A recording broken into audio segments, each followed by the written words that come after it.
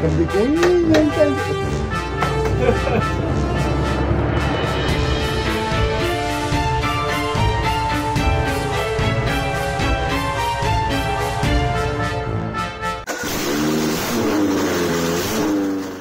Bon, pour des raisons que j'ignore, il y a une 205 dans ma cour. Je sais pas pourquoi.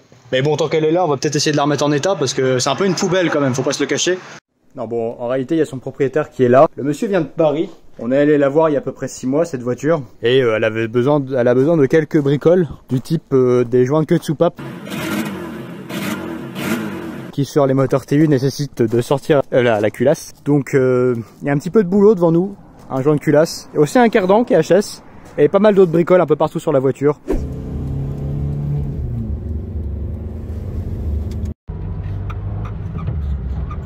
Bon, alors en pièces, on a pas mal de bordel. On a des joints spi, des joints de cache-culbuteur, d'autres joints de spi, des joints de queue de soupape, des joints d'échappement, des joints de carburateur, on a de l'huile de boîte, sûrement un filtre. Ça va être les vis machin. D'autres joints de queue de soupape, bah putain, on est généreux.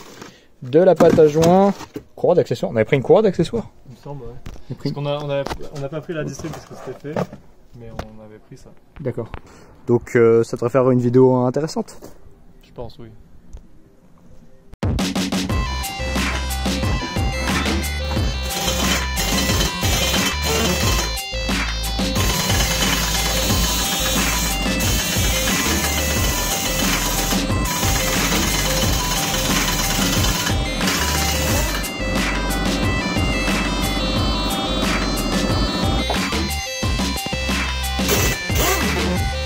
Ils sont tous là à taper comme des cons.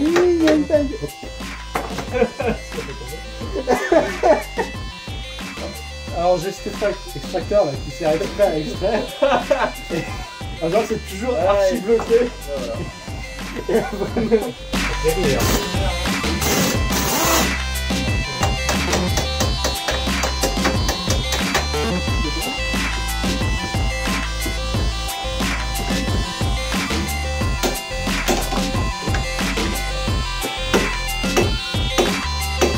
Barre de fer. Ah ouais? Ok. Il suffit d'avoir la barre de fer et tout le barre de fer.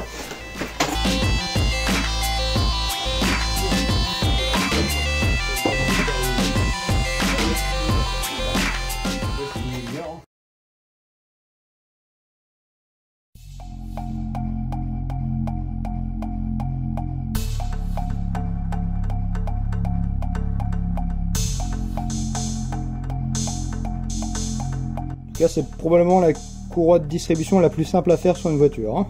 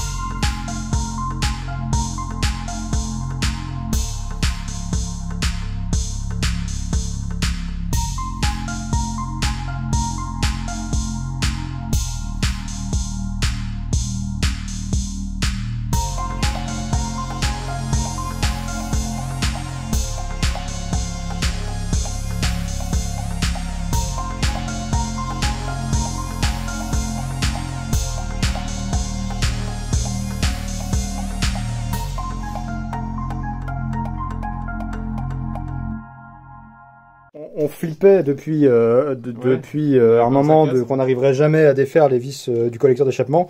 Je les ai pas desserrées à la clé, hein, actuellement, elles sont comme ça. Bon, j'ai pas fait celle du dessous encore, mais bon. Sinon, on avance, hein, tout le côté des faits, distribution des fêtes. En vrai, il nous reste plus que les vis de culasse et on est pas mal hein, niveau avancement. Donc, mais après quoi, on s'y est mis 20h à peu près, 20h05, il est quoi 22h30.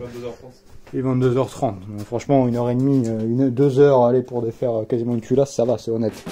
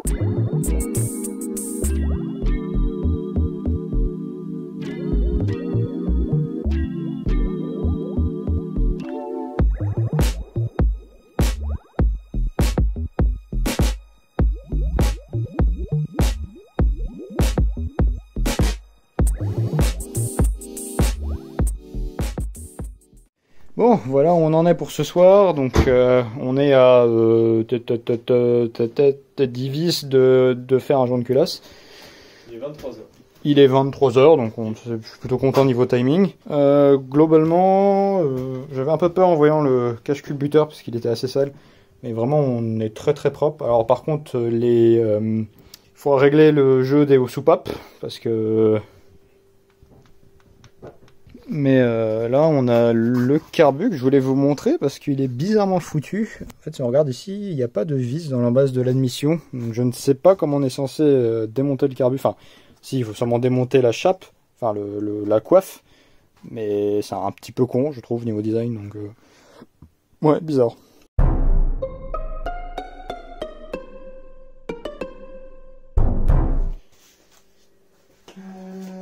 Alors, c'est quelle taille déjà?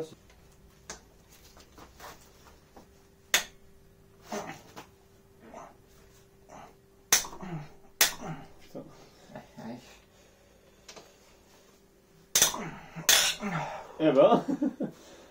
Ensuite. C'est un peu flippant. Hein. Oh, putain, ça me défonce les oreilles aussi. Oui. Du jour. 35 ans. Ouais. Bah, faut juste que je les fasse enlever d'un l'heure. Non, tout ça c'est pas là. Ok. Ah oui, la grosse roue dentée à côté, c'est pas ça. Ça fait partie de l'arbre à cam. Ah, ok. Donc c'est en dessous. Ouais. L'arbre à cam il est là. Nice. Allez, voilà les cams, la fameuse.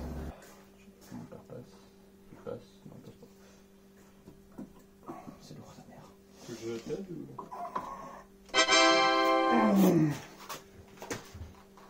Voilà, vous découvrez le piston en même temps que nous, donc c'est un moteur qui brûlait forcément un peu d'huile, donc on a un peu de calamine sur le dessus des pistons, mais honnêtement c'est pas ridicule, hein. On voit, alors vous le verrez peut-être pas en vidéo, mais on voit encore les marquages d'usinage dans les cylindres, donc on n'a pas de glaçage comme il arrive des fois quand les cylindres sont très usés.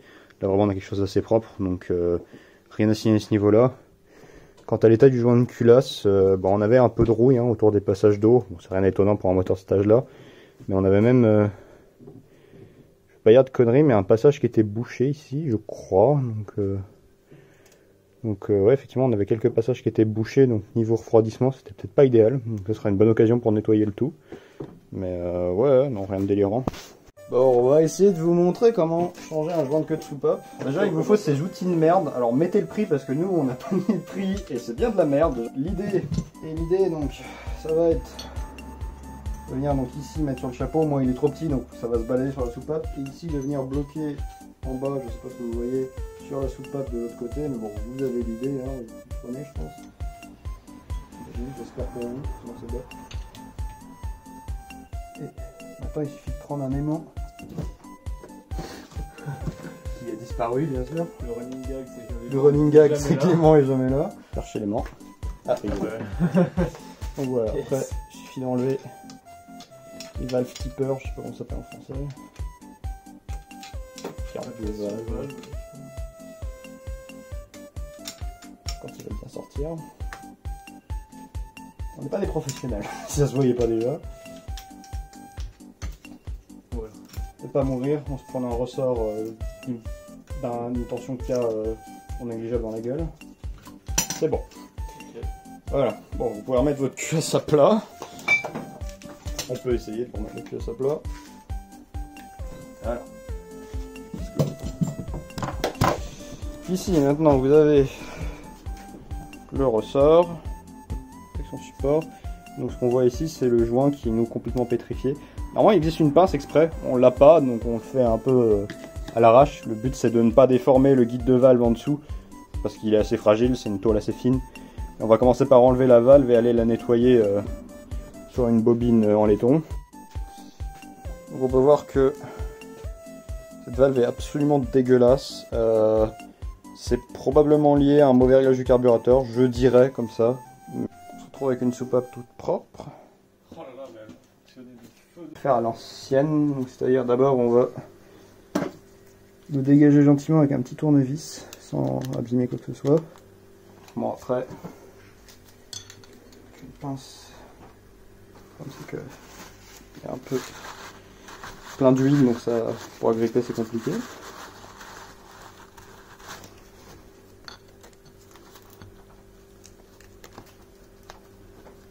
Ah, une fois qu'on l'a fait tourner, il sort tout seul. Voilà, le joint de queue de soupape, et quand je vous dis qu'il est mort, voilà. On va le lubrifier un petit peu pour aider à sa rentrée. Là, la soupape agit de guide, on l'enfonce déjà au maximum à la main, et là il est rentré tout seul, vous voyez, donc il n'y a pas besoin de se prendre la tête. Pas besoin de pince, hein, il suffit juste d'avoir un peu de doigté, et en général ça passe. Donc voilà. Maintenant c'est le procédé inverse de remettre le guide de soupape avec notre outil de merde. Enfin le guide de soupape, le ressort de soupape avec notre outil de merde et faire ça encore 7 fois. Voilà. 3 hours later. Environ 35 heures plus tard, tous les joints de queue de soupape sont changés. Un peu chiant, mais avec le bon outil je pense que ça ira tout seul, mais bon là c'était pas le cas. Je vais profiter pour changer le joint de spi. Abracam, même s'il ne fuit pas. Donc on est là, serait con de pas le faire. Hop.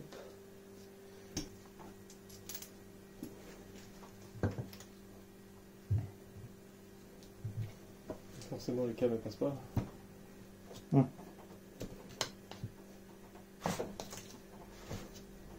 Tu peux bouger, fais pas chier. Ah. Ah. Il est en train de céder. Ah. Putain. Victoire.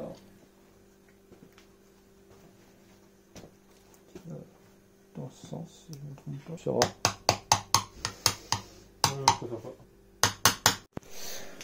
Bon, en vrai qu'on est à peu près nettoyé la surface, je vais pas le refaire surfacer, mais ce qui compte c'est que vous voyez les zones ici qui servent de compression et les passages donc autour des passages d'eau. Donc ici des vis soient propres, et c'est notre cas.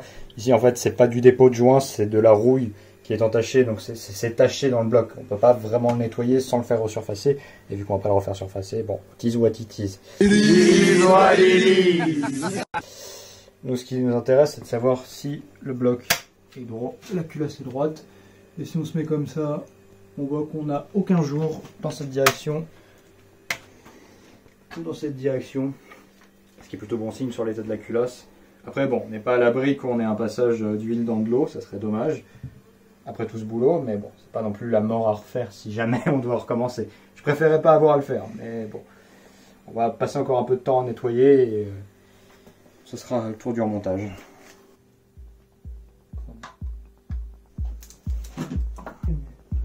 Voilà. Nice. Voilà, je vais vérifier ça.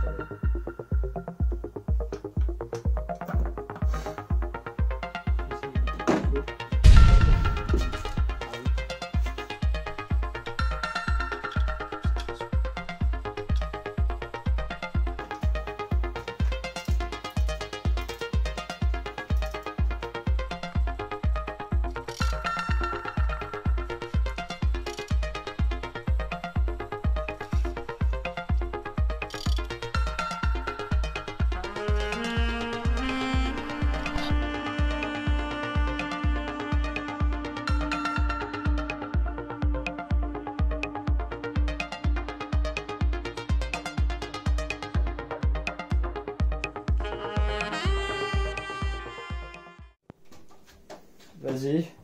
Si tu me vois faire ça, tu t'arrêtes tout de suite, hein, parce que ça sert à rien de toucher aux pédales, elles sont coupées. Enfin, elles sont pas branchées, donc... Donc du coup, je mets juste là un coup de clé, là. Ouais, mais juste un petit coup de clé pour le moment. Ok, bah vas-y. Ok, un petit coup de clé. Ouais, petit coup de clé. Vas-y, laisse-la démarrer. Je la laisse démarrer. Ouais. Ok.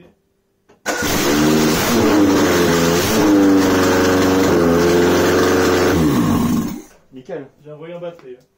Oui, c'est normal, il n'y a pas de courant d'accessoire. T'aurais pas branché. Tu veux la laisser comme ça? Tu repars sur pareil comme ça? Allez. Ça fait rallye. Pour te dire, je sens l'échappement depuis mes jambes. Et ça a pris feu? Enfin, tu voyais là?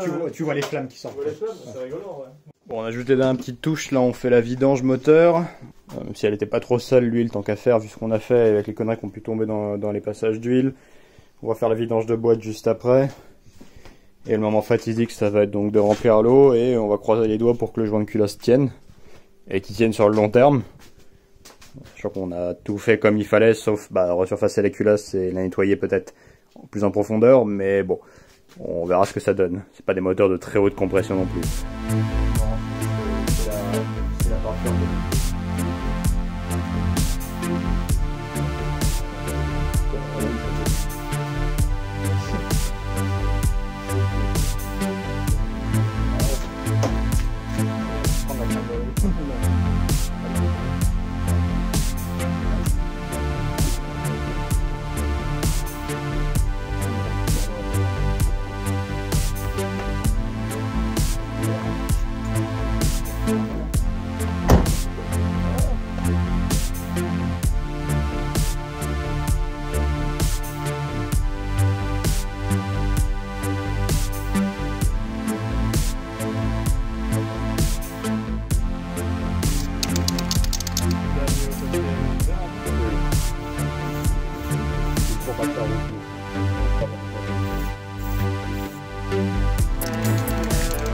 Histoire de garder cet hypercar en bon état, Ouais, disons, hein, on fait un vrai lavage à la main avec un detailing plus lustrage évidemment.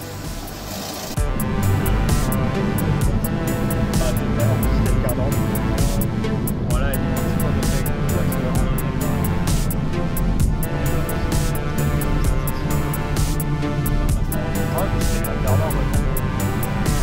Alors Soren, que penses-tu de cette grande sportive qui s'apparente plutôt à un canapé?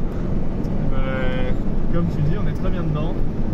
Et c'est pas dur de rentrer dedans. Est-ce qu'elle a retrouvé ses 60 et quelques chevaux? Ouais, elle a à peu près tous ses 2 chevaux et demi. Et devant, on est ralenti par une camionnette. Quel dommage. Il n'y a pas de problème. Putain, il devrait se dépêcher pour le don du sang. Donc du sang, voilà, à cause d'une camionnette, on va perdre encore une personne sur la route. Voilà.